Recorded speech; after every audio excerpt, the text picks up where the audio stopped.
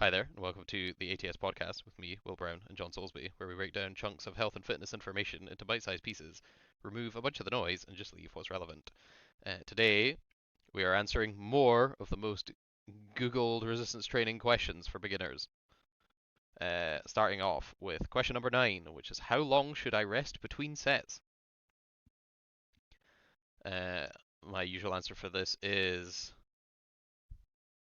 if you are doing sets that are hard enough so to the point where you are breathing quite hard and you feel a little out of breath, wait until that has ceased. Uh, if your muscle that you are working in the resistance training feels very hot, very kind of burny, like you've got that kind of the burn man on the go, wait until that subsides. And number 3 on the checklist is when you are next mentally ready. And that does not mean you just are like, well, I guess I just want to give up and go home, so I'm not mentally ready. I just quit the workout now. That's not how that works. But you are just kind of have overcome the kind of fatigue and yeah, the kind of I guess rush of the previous set, and you are kind of calm, cool, collected, ready to do the next set. That would be my checklist. If you want a super generic answer, because none of those were a time, 2 minutes. Yeah, I think 2 to 5 minutes, depending on is the general theme. Yep. Another way you can do it as well is heart rate. If you have like a watch on, you can essentially like quite often you can wait until your heart rate's back below. You can pick a number that's suitable for you, but for me that would be like 120. So I'll do a set and then just like chill out until it's back down below that, and then I can go again. Yeah. If you're wanting like a different data to use, but any of those would be grand. Yeah, you could just take one like once you've just finished your warm up, if you kind of look at what that is, because typically after your warm up you're not going to feel very tired. You're kind of meant to Yeah. feel ready for exercise. If you look at what your rate on your watch is then, and then essentially use that as your benchmark for once you've done a set, wait until it gets back to that, and then go again. Easy. Yep. It's pretty good, yeah. If you're What is this? taking, Hmm? I'd say if you're taking more than 10 minutes, you're likely taking the piss. Yes, Is probably. Also, without even caveats. 5 minutes takes ages. Like you're just Oh, gonna. I mean, if you you had, get bored. yeah, if you had, what did we recommend? Like 2 sets of about 6 to 7 exercises. That's 12, Yeah, 12 sets total. yeah, If you have 5 minutes between that, that's 60 minutes of rest, just rest. Like you're doing more rest than working out at that point. yeah. Like you'll And probably be fine. especially in this, if you don't really want to be there, just a little bit less rest. I mean, you're out quicker, which is yeah. Very much so. Also, pro tip: if you hate small talk and just dislike, but you seem to have one of the faces that people just want to talk to you at the gym, setting a rest period on your timer, like a timer on either your watch or your phone, is an excellent way to just completely can any of that. Because if you're stuck in the middle of an awkward chat that you don't want to be in, but you're too polite to just tell them to fuck off, you could just have a rest timer that beeps. Then you're like, oh, I've got to go do a set, bye, and just leave. And everyone's Well, just like, oh yeah, no, fair, yeah, they got to work out, of course, not going to get in the way of their workout. I'm sure Totally I could legit. guess who uses that. Quite a few people. But yeah. Right. Question number 10. What is the correct? Oh God, paragraphing. No, what have I done? Um. Oh, because that's a header. That's why. What is the correct way to not fuck up Break a bullet, everything. break everything and fuck up a bullet point on a spreadsheet? Um. What's the correct form for various exercises? There is none. There isn't one. Yeah, just that's an extremely loaded question. Just do your best, and if people are convinced that you will injure yourself or hurt yourself or do anything like that whilst because you are lifting a certain way, they're not very correct at all. Uh, the correct form is just not. Technically, the correct form is going to be the most efficient for what you're trying to achieve with the exercise. This is why it's like very difficult to just concisely explain it. Yeah. Um, as far as we can tell, different technique for exercise does not reduce or increase the rate of injury in people participating in exercise. What does predict the injury rate or has at least some correlative effect to injury rate with exercise is previous injury. So if you've already blown a knee, the likelihood of you blowing it again is higher than someone who's never blown a knee. That's just how that goes because the tissues are damaged. Yeah. Um, and what's the other one? The total amount of work and recovery is going to be a bigger definer of when injuries are likely to occur. Obviously, if you just drop a dumbbell on your foot, that is incorrect form. Like, you're going to Yeah. injure yourself if you drop a dumbbell on your foot, your face, your hands. If you like trap your fingers between two plates, that sucks, but can't do anything about that.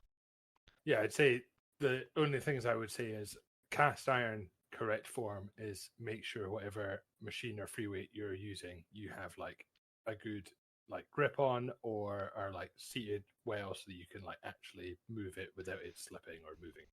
Yeah. That's like It's the also only real hard and fast one. yeah, it's also very difficult. Have been thinking about this a bit. Is that for people who've never done resistance training, obviously your muscles will burn, and that is painful. However, that is not an injury. And like after training, your muscles will have incurred damage. Like they will be torn, very small, like tiny little micro amounts. And that's kind of the process by which they heal and grow stronger. But that's also not an injury, but it will feel sore. So it's very difficult to like explain to people the difference in how training soreness and the lactic burn pain of training isn't injury but is still pain, whereas injury pain feels kind of different. And it's difficult to explain how you know, Yeah. but you kind of just know. Um, what would be a good way to explain it? Yeah, injury stuff, anything that like gives you any kind of like pinching, traveling pain, pain that very much resides in the joint and not in the kind of muscle. It's usually quite sharp, quite intense, immediately ceases where, or maybe doesn't immediately cease when you stop lifting. Would that be the right way around? Yeah. Yeah. Like it's very difficult to explain how, but realistically, correct form again, the concept of any form being correct is just kind of silly because you could, it's the hill I will die on. Um, because you don't, and it's usually just a tool that stops preventing. It just either sells stuff for people who seem to think they have the right way, quote unquote, or that prevents people from going because they're too worried about hurting themselves, which again is silly because it's keeping them from long-term the benefits of it, which substantially outweigh the very, very small amount that they probably will get injured if they're. I mean, they're going to get injured in their life anyway, so you might as well prevent it by being strong. Yeah. Speaking of, question number 11. How can Speaking I of, prevent injuries? You can't. Question done. Um, you don't can. treat. Hmm? I'd say if every session you do, you can barely then sit on the sofa the next day, you're training too hard, and that is going to increase your risk of injury. It's like a real simple, beginner friendly way of kind of judging Yeah. if you're training too much. Yeah. Like the amount that people who have never been exposed to weight training should be doing is so little, it's almost like it seems pointless. Yeah. But like you could genuinely go in if you walk to the gym, your warm up's already done. Do a couple of sets on like 4 or 5 different machines and go home. That might take you 15 minutes. And you'll go home, and the next day you will be noticeably uncomfortable and sore. Like it really can't be stated how much people who just chuck like complete beginners and previously sedentary people into like exercise classes or um just like established exercise programs in a group format, or just because they don't really regress anything and take that into consideration, just absolutely destroys new people, and they just never want to come back because they think that's going to be it forever, Yeah. which it isn't. It's just they were implemented into a shit structure. Long and short of it is you can't prevent injuries in life either, much like you can't prevent disease or disability or anything else. Like you can take things to mitigate risks, and you can obviously like not participate in things that actively make it more likely to happen.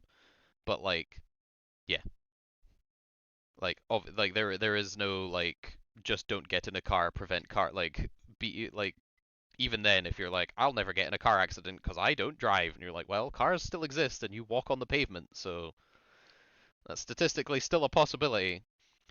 There is no like complete wipe the slate, zero potential for injury, because even if you don't lift, you're still going to get injured. It will just be doing something you think you shouldn't get injured doing, like, bending to get under the sink or something. Yeah. Proper warm up, appropriate training loads, adequate recovery. That's probably about the simplest I can make it. Pretty bang on.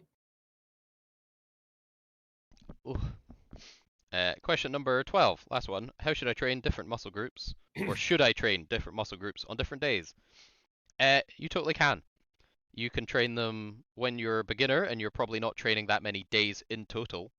You could probably just train most of them on one day and the rest of them on another day if you're only doing 2 days. You could easily do it like that. Split it down however you want. Minimize, like, don't put all the minging stuff together because then you've just got a session with all the stuff you don't like doing, and that's no fun. Like, mix in the stuff that you don't like or like the least into stuff that you do like the most, and then, pair it up so the grossness is minimized. Yeah. Especially, I'd say if there's more exercises that you like, you can kind of sandwich your session as well. So you can start off with an exercise you kind of like, then do one you don't really like, and then finish on one you kind of like. Yep. Because you'll actually look forward to going to the gym, and then you'll be happy when you finish, rather than just everything that's making it going. Oh yeah, best till last kind of stuff. Finish on pipes, Yeah. easy. Yeah. Sick bicep pump before we leave the gym. Yeah, that was blissfully easy versus the correct form for various exercises is a basic question. Fucking hell. Right. Episode number 3, incoming.